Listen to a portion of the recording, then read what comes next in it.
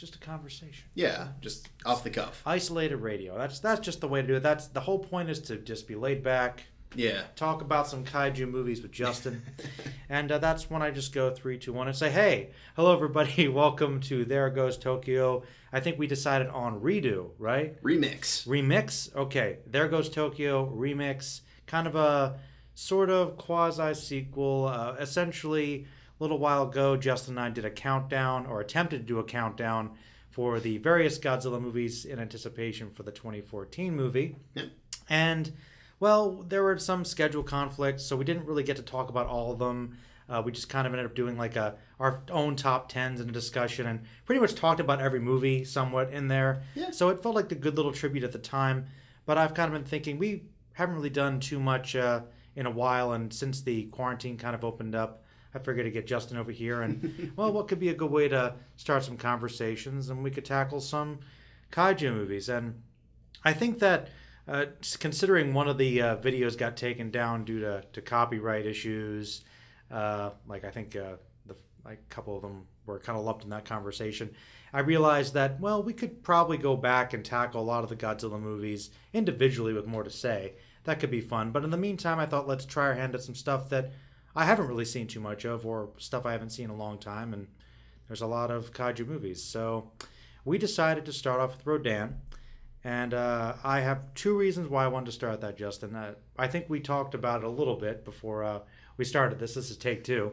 And that's that Rodan kind of has this weird place in the fixture of the Toho monsters. Kind of always seems like he was made to be the number 2 most popular. Mm-hmm. But my view of him has never really exactly been that. And I've always been fascinated by what that could be. You think he's the Krillin? Honestly, I do. Given his track record through the Toho lore, I think it makes sense. Maybe. Maybe you'll convince me of that further. The second reason I wanted to start with that is simply that I've never seen it. I always was curious about it, and kind of figured, like, I know it was considered classic too, and I might get around to watching it, but I just never did, never had a burning desire to, and this provided a good opportunity. So definitely. I guess, Justin, start us off, man. Tell me a little bit about the movie. Tell the listeners, if they don't know about it, what the really complicated plot of Rodan is. Oh, yes. Tell me your thoughts about it, I guess. All right, everybody. So Rodan is a 1956, obviously, kaiju movie. Uh-huh. It was also directed by Gojira director Ishiro Honda, and also scored by Akira... I'm hoping I don't butcher this pronunciation. Ikufabe? I thought it was Ikufube, but... could be. Let us know. If we're wrong, I apologize profusely. We love his music. Great stuff. Nothing but love. However, so Rodan focuses on a bunch of experiments that were going on with the American military that happened to be in a volcanic region that, surprise to no one, went horribly wrong. What? I know, right? It's the 50s. What could go wrong with radiation, right? So fast forward a little bit into the future, and 2 miners somehow managed to find their way into the volcanic region, going to collect resources, and end up finding a series of terrifying creatures, and one particular iconic one with the capability of supersonic flight. Could that be the titular Rodan? Or Radon? Radon? Yes, that also confused me. Now, you also said, you said iconic but and terrifying, but also adorable at the same time. Adorable, he says. I feel like, for me, as with a lot of our experiences watching these movies, there were some conflicting feelings, like with that reveal about, because I'm cutting into your synopsis a little. You're okay, okay. But, all right, you know what? The whole thing is you got to build up to Rodan. So naturally, what do we come across? These giant bug things, which are murdering the miners, and they got to investigate. Yep. Which, all right, Justin, do you know? All right, CSI kaiju, anybody? I'm doing kind of like a partial face palm here. Because my experience with this movie is a bit... I was tired today, so I'm like, I've got some asterisks and some... You're okay. Conflicted. No, yeah. I was kind of like, this is all right. Do you know when my first burst of joy came? because I watched this. The only thing available on Amazon was the terrible English dub. So that's an asterisk for this too. That's a very important asterisk, and we'll so come back to that. We got. There's a lot to talk about. So Yeah. I want to cut it some slack, but the part that I thought was amazing, that kind of woke me up from my days, was when they're going to investigate, and the older miner's like, "Shut up! I'll break your hands." And then they're going to a pool. I guess the tunnel's flooding. Yeah. And he just is walking slowly. And then he begins to sink and turns to the camera and goes, "Ah!" and just slowly gets taken down by nothing. And that's the end of him. And I was just like, well, that was amazing. The plot said you die now. That was amazingly something. Yes. So the movie was filled with a lot of little moments like that. That kind of woke me from the musk that was the rest of it. Yes. Which once again, before he continues, No, sorry. okay. No, please go on. I gotta say this. Like I really do love these movies generally. They're not all made the same, of course, but this version, like, it was just the American dub, the probably butchered one with questionable voice acting, and they might have chopped some things. I'm almost certain they did. Also, the quality was really rough. It was like 480p, burned from like. I was hoping like. It's not good. I want to ask you, Justin, isn't there an available version that was cleaned up, like with some of the Godzilla releases by official Toho? I thought there were on DVD or something. I know that Rodan was released on DVD. I do not know the quality of that release. Because even as I was watching, I'm like, man, if this was just cleaned up and I could see the original score, original dialogue, I think I wanted to get a pure review of it because I've never seen it, but it is its own experience, of course, seeing the American version. But it was mostly just the quality of it. I was just kind of a little disappointed in. Yeah, that's. And it's really a shame because Criterion released the entire like Godzilla Showa era. Give Rodan one, man. Yeah, like release that as a bonus with Mothra. It's not that hard. Like as a dual pack. For real. Absolutely. But continue, man. There is explosions and there's adorable, horrible creatures. And, one of them is Rodan. Yes, one of them is conveniently Rodan. How about that? Yes, he shows up halfway through the movie as is tradition, but yeah, it felt like longer though. Kind of did. Really did. For like a 70-minute movie is pretty. Yeah, when he doesn't. Yeah, when he doesn't show up until like the 2/3 mark. Yeah, I was about to say it was more than halfway. I'm like, because I was really happy when things started happening. I'm like, oh wait, the movie's almost over. What the heck? We better get things moving. Please do. Yeah. Oh man. Sorry, man. Go on. No, you're good. So with this one, I feel like it's important to bring up that as Joe mentioned, we did watch the American cut, and I think it's also important to note with that in mind, while we live in an era where international visual media is much better treated by leaps and bounds, we also are dealing with a lot of the things that haven't had the same luxury. And this is definitely that ilk. Yeah. I wouldn't say it's as dramatically different as Godzilla King of the Monsters, where they insert an entire American because the Americans wouldn't get relating to Japanese people. I was going to say, how could we follow the story there? Without the guy literally telling us, what happens off screen, which is kind of comical in retrospect. Yeah, I did a little bit of research ahead of time just to figure out how dramatically different are the two cuts. Do I still want to see the Japanese version? Obviously, yeah. But with what we have, we got to work with what we got. Yeah. I do think the version we saw was rough. If you're watching it on Prime Video, buckle up. Yeah, it's a little rocky. Yeah, but I don't think it's unwatchable bad. No, I feel like I've seen things go up with worse quality. Oh, absolutely. Yeah. But I think with that in mind, it is important to note that the only time it seemed really apparent was with the U.S. testing footage in the opening scene. The only other time I really felt it was the use of so much voiceover. Regarding one particular character. I wanted to bring that up too. I'm glad you mentioned it because that was one of the things that sort of bugged me was that I want to save my mini review because I figured it out like before you came over, like how I best describe Rodan based upon my seeing it this time. Yeah. And so I don't want to give that away, but that was one of the most annoying things because you know the classic show don't tell, Yeah. and I just kept thinking about Godzilla, and I know that's gonna obviously be comparable, and I was just thinking about how well balanced that the story was, and there was some narration, but it was interspersed, and literally. And the thing is, too, a lot of films at this time, Yeah. especially American ones, did that voiceover narration a lot, and it's fine. And I almost felt like a lot of times the execution would have been fine, but it was just it wasn't the dialogue itself, it was just the execution. I'm saying that. Yeah, it was so it kind much of stuck out like a sore thumb. every time they did it, and it was clearly, obviously, these movies are going to be a little bit preachy, and they're going to be a little bit obvious what their themes are. But this felt like it was just, especially by the end, we are just hammering it in, and I'm like, oh, please. In the same breath, I was thinking, oh, please shut up. And also, and then also be like, oh, actually, this is the 50s. It would have been this blatant.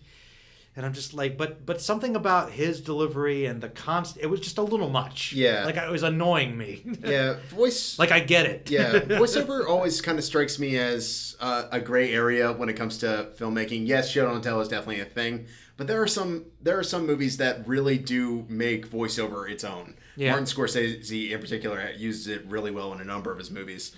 In this case, it's weird because it seems like it's just going to be a bookend, and then it comes back in like 4 other instances, Yeah, and it kind of seems out of nowhere too. Like, oh yeah, like as we were going about through the tunnels, I wondered, would I be eaten alive? And I'm just like, do we really need to hear this? I kind of got that was the fear. Yeah, from I don't know. And part of the problem is Ishiro Honda is a very action-based director. I think that's something that I think is really interesting about him is he doesn't really spend a whole lot of time giving you backstory to his characters. He rather lets you learn and know about them as the story is going along. Definitely. It's not so much, hey, here's a flashback or here's a bunch of exposition to know about it. It's literally here's all this craziness going on, and here's this person that's reacting to that. And in one particular instance, I think it works really well. I'll come back to that in a second. Okay. But I think in this case, what I think it tries to do as kind of a counterpoint to Gojira, which is very much, here's how Japan as a whole kind of responds to this giant, terrifying monster. Rodan tries to make it a little bit more personable. Trying to focus on a handful of characters. We have that voiceover. But the problem is, because we only know about them through the action, a lot of times I just felt indifferent when some of these big moments happen. I think that was actually my biggest problem. And like I said, I'm sure we'll talk about more. This draws a lot of comparisons to Godzilla, and I just kept thinking, okay, this is going to be the next big monster released after that to set this off. And I know this director's told basically a very similar story, and why is it that Godzilla resonates so much more, or rather Gojira? And I just, like I said, I think it's just, maybe it's the performances, it's how the characters interweave. It's also the runtime. I mean, that original cut's like a good 20, 25 minutes longer. Because this whole thing feels rushed. And once again, as much as I kind of liked the insects, they sort of take away from, well, the main title monster, and also more chances for the characters to get to interact. Like, for instance, there was a love story that just was intersected as if it was in risk at any point of being lost, and it's just like, oh, it just reminds me. It doesn't really go anywhere. It's just like, oh yeah, I'm in love with you. Yeah. Yeah. Like, I want to care, but I don't. Exactly. And obviously you've got a lot of characters that kind of fit the same mold as in the Godzilla. So it's all even some of the same actors. I think Serizawa's the main scientist in this too. More or less, yeah. Basically, he shows up in a lot of them too. Yes. By the absolutely. way, my favorite role of his is still in Ebirah, the Deep. Of course. Okay, but he's the captain. Because why not? Because it was pretty great. But I'm glad you bring that up, because this kind of felt like the amalgamation of Godzilla raids again with sort of like, hey, here's all these organizations. Here, we're not necessarily looking at the big guy. We're looking at the little people too. And also the like kind of campy quirkiness of Ebirah, Horror of the Deep. And especially because the titular character doesn't show up until well into the movie. Yeah, definitely. You're right. There's a little bit of everything there, I guess. But if I had to say, it's really weird because I guess since these movies kind of go through a transformation and kind of become what they're best known as sort of fun, campy adventures, monsters fighting, this is still trying to kind of essentially follow more serious storylines established by Godzilla, and it hasn't really found that balance yet. Yeah, Honda is definitely still playing up the man versus nature angle that we saw in Gojira. Not nearly as effective, mind you, but it's still there. No, and to be honest, well, all right, I'm going to drop it now because there's still quite a bit more to talk about, but look, I feel as I was watching it, especially once Rodan finally shows up and starts doing Rodan stuff that I was here for and that I was waiting for patiently. Yeah. It just sort of hit me. This is Godzilla light. Like there's more or less, this I was like, and I've been obviously, I'm just thinking of it as a beer and I'm like, wow, this really is the light version of Godzilla, of Gojira in so many ways. Well, here's the thing that bothered me, Joe. Okay. So we've got two main kaiju, and the first is the weird ant things that are cool and scary in their own way, and adorable, and kind of low key adorable at the same time. They have their moment, and then it kind of gets resolved. Yeah, and then Rodan kind of gets thrown in sort of like an afterthought, and I think the main reason why I'm a lot more forgiving towards how long it takes us to get to Godzilla and Gojira is by the time that we get to him, we've established presence, we've seen the repercussions, we've heard about the legacy. So when we finally see this giant towering kaiju, there's some payoff. Well, yeah, you're right. There's a lot of foreshadowing, and this is what I knew this podcast was going to become. Poor Rodan. It's going to be it's going to be consistently compared Rodan to roast versus God's. I was thinking we're just going to roast Rodan. I mean, because it's really just trying to do everything that Godzilla did better in his own movie, and it just makes me think, well, okay, going ahead, if we do more of these, Godzilla clearly, obviously set the staple. He is the gold standard. Yeah. Nobody equals him. That's why we could just review all his movies and be fine, never touch another one if we really wanted to. But it made me curious, why is that? And even with Rodan, I guess maybe this one just felt like maybe a studio was rushing to say, hey, make another monster movie. They like that Godzilla thing. Yeah. Now, in Rodan's defense, I liked what you said. I feel like it feels like kind of a horror movie with the bugs more than Rodan, and Rodan is an afterthought. That is a problem. But Rodan shows up, and there are some minor differences, like particularly in how it's resolved and how we're meant to feel about the monster. And there is an element of foreboding I thought was kind of scary about Rodan, which was playing up the main thing about him that was different than Godzilla, is that he can fly. Yep. He's aerial, and the scenes where the pilot's trying to find him in the sky, and it's like, what is that? It dove up so high, so quickly, and it's so huge, and just destroys the plane like with a blip. Yeah. And it just, there was something of that you can't see it, and as opposed to Godzilla, it's out there and it's coming. Yeah. Where is Rodan? Like, we can't find him. So there is an element of tension there that I wish was explored a little more, but there were a couple of scenes where like, okay, that's different. And then also the biggest thing is just kind of how it was resolved, because that was another thing. And I'm sorry, Rodan. I really don't mean to like pick on this movie, but I had very mixed feelings about it. And the Godzilla, that first film, is just such a great film. It's one of my favorite movies, and it's one of the best, if not the best, at least in terms of serious exploration. I could watch it today, and we watched it not that long ago. Oh no! Oh yeah, definitely. It's still disturbing to me. Like there are images are scary, and even more than pretty much any other movie in the entire series up to this day, the way that was filmed, the lighting, the camera work, with terms of just the whole execution of it, all right? Godzilla was so imposing. Yeah. And they really used what they had there. And I think part of that might have been the black and white versus color. Yeah, and Rodan obviously being the first Toho one to be filmed in color. Which was one of the big selling points. Yeah, which I don't necessarily think was poorly handled, but I feel like it's a very different approach in that regard. Exactly, and we can see Rodan more clearly. We're supposed to, and as I was saying, just with Godzilla, maybe partially because it was black and white. When they held on those scenes of just Tokyo on fire, it's foreboding. It scared me as a kid, and it still kind of creeps me out now. It's haunting. It is haunting, and I think Godzilla is actually still kind of scary in that movie by modern standards. I'll be honest, and it's mostly that growl. Oh yeah, is terrifying, but. I compare that to Rodan's destruction, and I think what Rodan's doing is cool, but it's just when there's literally a scene that is very similar where they show the city on fire and the effects and the quality taken into account as well. It doesn't seem as imposing, and as you said, there was much more build-up to Godzilla, and once we get to Godzilla, he's pretty much a consistent threat throughout the rest of the movie. Exactly. Rodan, it's like, okay, they come, Rodan's a threat.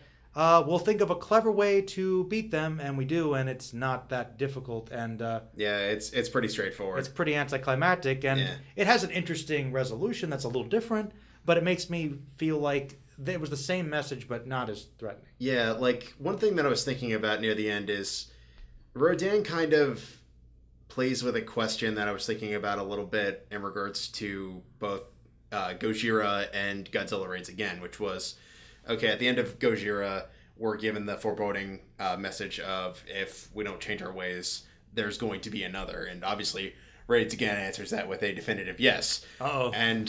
But one thing was crossing my mind in the time between when I saw Raids Again and when I sat down to watch Rodan, and that's, okay, what if there were multiple Godzillas, which is weirdly something that honestly hasn't happened in a Godzilla movie, really. Well, with the exception of maybe 2000, but it's the you mean it as opposed to like in at one time? Yeah, because the weird funny thing is they don't really realize they've got a franchise. So Godzilla was completely disintegrated. He's back again. Is it another Godzilla? Maybe not. Who knows? Yeah, well, it's complicated. It doesn't really matter. He's back. Okay. Yeah. Same thing with Rodan, because I remember reading.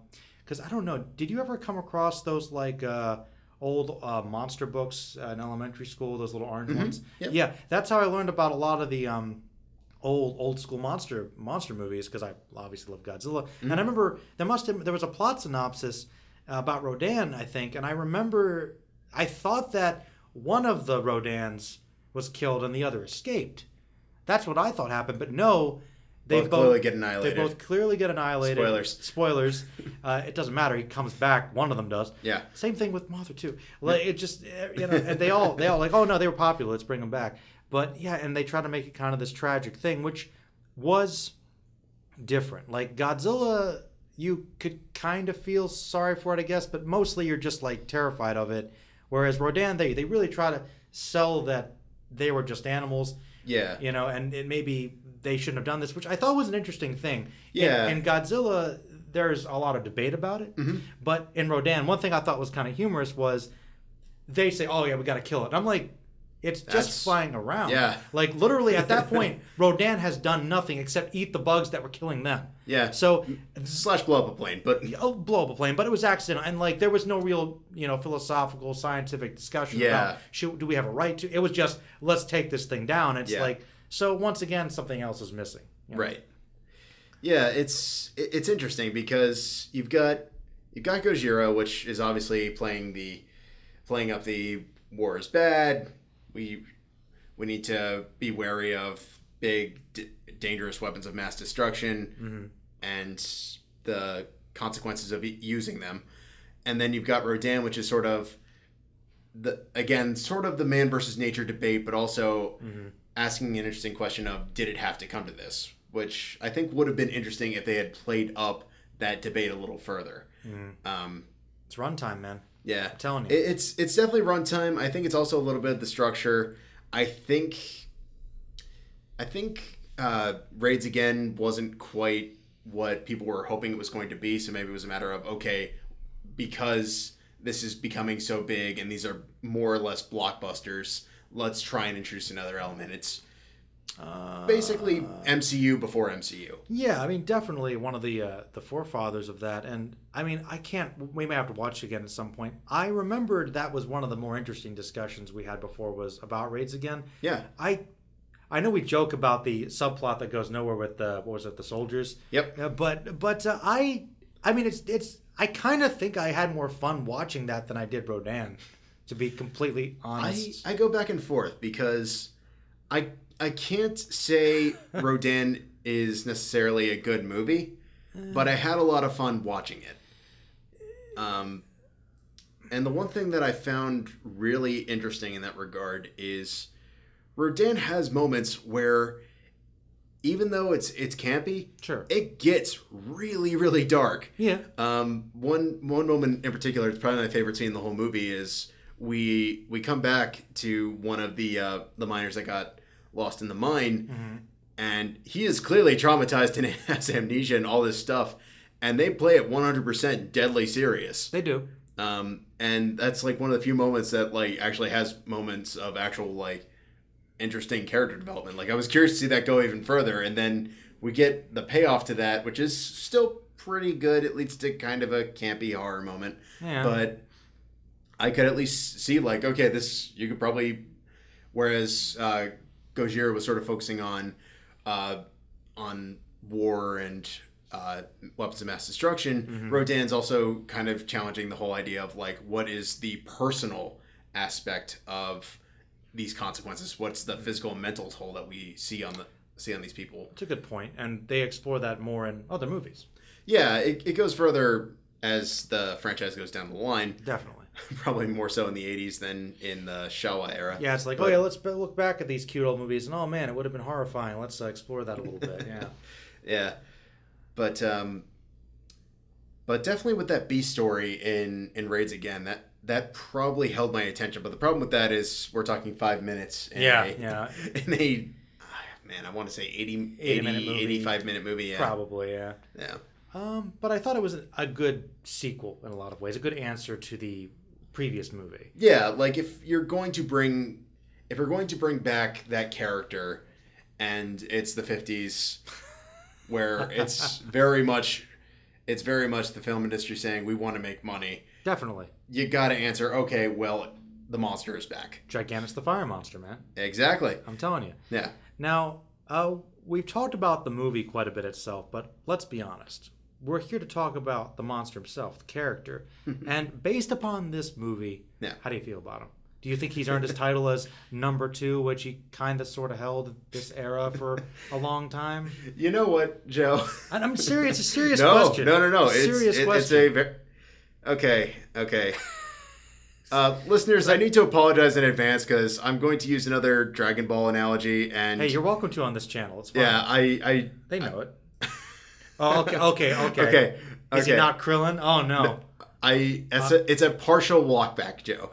See, I'm hoping come on, man. Like, so you say he's the number 2 hero, and I don't. No, I don't say that. Somebody like Toho said that and marketed it that way. I never said that. Oh no. They definitely wanted Rodan to be the next best big thing, and in a way, he kind of was for a time. Like a little bit. Yeah, I remember growing up and like Rodan was big. He was the thing. He was one of the main ones. He was. I do think he's a major player. Yeah. But I have a follow-up question when you finish. So I don't entirely disagree with my point that he's the Krillin. But honestly, he acts more like Yamcha when you look at the franchise as a whole. Like I should be as strong, if not stronger, and at the end, it's just I'm essentially a giant troll. He doesn't keep up. And to be honest, I was thinking about that. Well, okay, if he's sort of the number 2, I guess it would be more like a rivalry thing. Honestly, I always thought that Anguirus, whatever his name is, was the Krillin. Only because he... All right, I know you're not seeing it, but I thought about this. Go on. Okay, because... And I will establish it because of this. Brief side, in Godzilla vs. Gigan... Yeah. Okay, Godzilla is the reason they win that fight, but Anguirus helps out, and he clearly holds his own against 2 big bad monsters. Yeah. And even though there is a definite difference in power, they start off as enemies, and he becomes his most loyal companion, and he keeps up with him, whereas Rodan fades into the background, and we barely ever see him again. Kind of like Yamcha. Yeah, I was going to say, Rodan has like moments where he just wants to annoy Godzilla because he knows he can't keep up with him. And then we have Ghidorah, the 3-headed monster, where They literally are screaming to the audience that they think humanity hates them. No, Rodan, we just hate you. Oh. But no, it's a good point. I think that's the main reason that you and I probably thought Rodan was a big deal, because in the movies he is. Like, oh no, it's Yeah. Godzilla and Rodan. He should be. He's just not handled well. I mean, he clearly has some elements of his power. Like, I mean, his main thing is flying with the sonic boom, which can annoy Godzilla a bit, but I just don't think they were ever quite on par, even though they're treated that way. Yeah, like I feel like if the franchise did more with Rodan that we saw in his standalone movie, he probably would be more along the number 2. Well, then that was my follow-up question, because that was something that I guess somebody must have realized, because they clearly didn't want Rodan to go away. They could sell some toys or whatever. Yeah. But he never got another movie. And honestly, I'm still not entirely sure why. I mean, honestly, I don't even understand why Mothra became so beloved.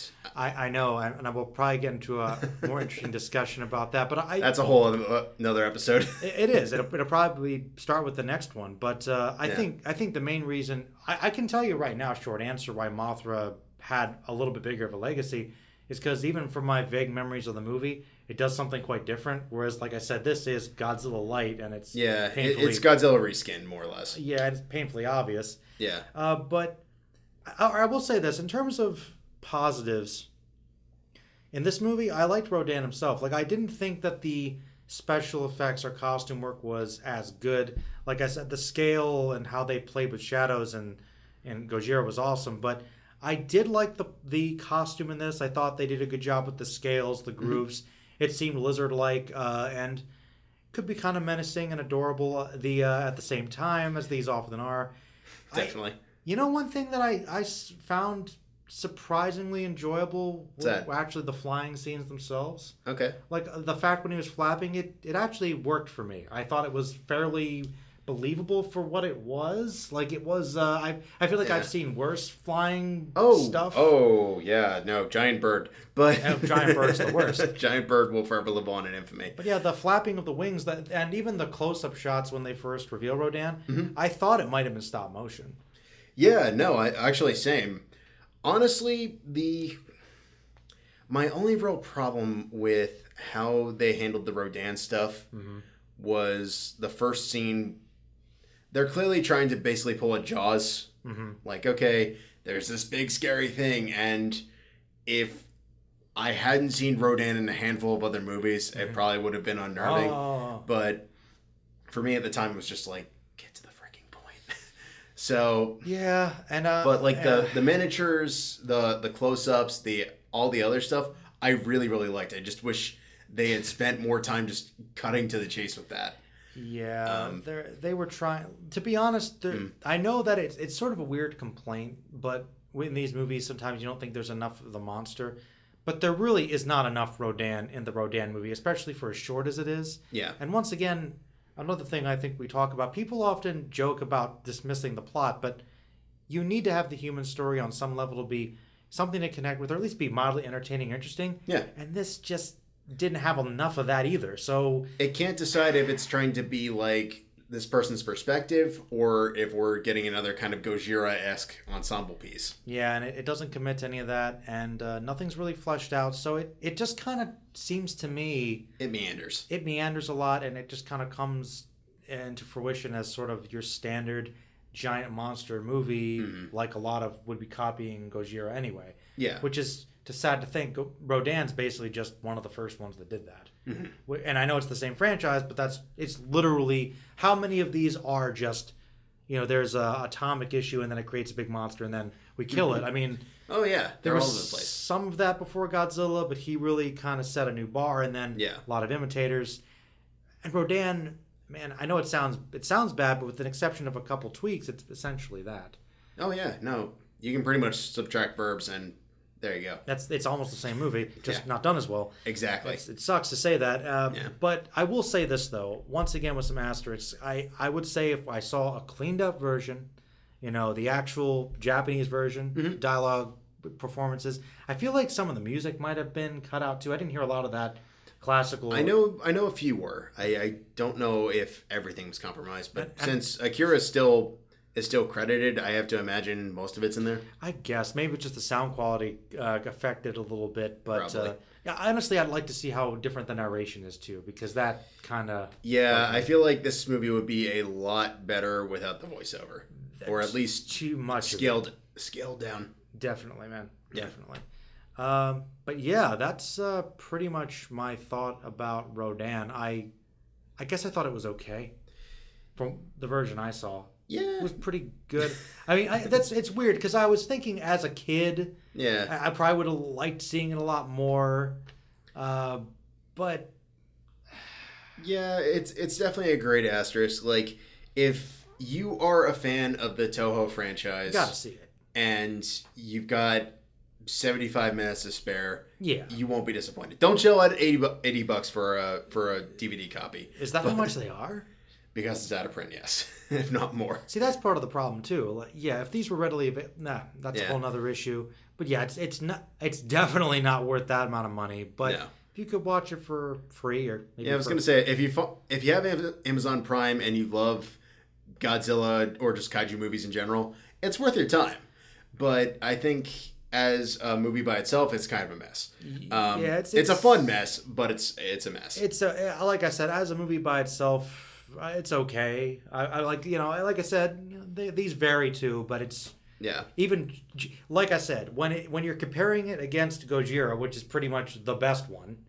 This is you can't ignore this. Oh, it's pales. it's apples and oranges, but unfortunately, but yeah, it's still worth your time to check out as a part of the collection. But yeah, I do kind of wish Rodan had gotten maybe a few more sequels to explore the at least one. differences. Yeah, Yeah, like I'm really surprised he didn't get a few. But then again, he was kind of a big player in a couple of the most iconic ones. Anyway, I mean, he fights King Ghidorah a couple times, so yeah.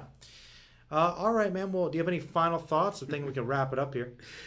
you know what's one of the things that actually really struck me while I was watching it though? What? So, I've always loved these kaiju movies, and I know. yes, you do.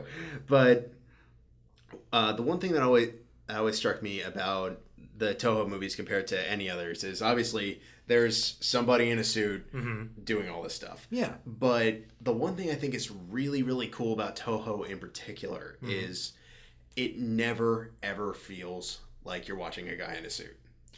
It, like, even with the ants near the first act. Oh, the big bugs. The big bugs, yes, exactly. Yeah, I will say you're right. This one I didn't really pick up on that too much. It seemed almost like it could have been a puppet or animatronic or Yeah. Like they really put some thought into like, okay, how are these things gonna move? In what ways are they gonna move? It never feels like, okay, here's somebody just crawling around. even with the flying, like that mechanic. Exactly. They did think about how maybe this thing could move, and I think they pulled it off, relatively speaking. Though I will say, you did remind me of one minor issue I did have with the movie. Go on. Do you know something that Gojira didn't really do a lot, to my recollection? They didn't reuse the same footage. Yeah. And I'm like, oh, within the same movie we're doing this. Like it was mostly just the aerial stuff. I'm like, we saw this like Same miniature. Same miniature. That was the same plane. That's the same shot of him flying to the right. Yeah, we're reusing stock footage. Here We're we using go. stock footage from our own movie. I'm like, oh, that's not good. No. But I mean, it's too early to have those budgetary issues, guys. No. But yeah, so you're right. There was some great mastery of the craftsmanship, but also some editing issues and it's not budgetary without fault. problems. Yeah. So I don't know. I'm still saying it's mostly just Godzilla light. Yeah. Yeah. No, I definitely won't argue that assessment. It's a different Godzilla light, but it's like, You know what is? It's Godzilla light, but with a flavoring. yeah, it's Bud Lime. It's Bud Lime or Bud Orange or something. That's the best way to describe it. Exactly. So you might like it. But yeah, that was the first one of the There Goes Tokyo remix redo. We're going to, I think, talk about Mothra next. We're gonna try to see how we feel about these, what the response is. Maybe do a couple of the iconic ones, and then once we do a couple of those, we'll see what we want to do after that, because I don't know if I really want to talk about Varan, to be honest.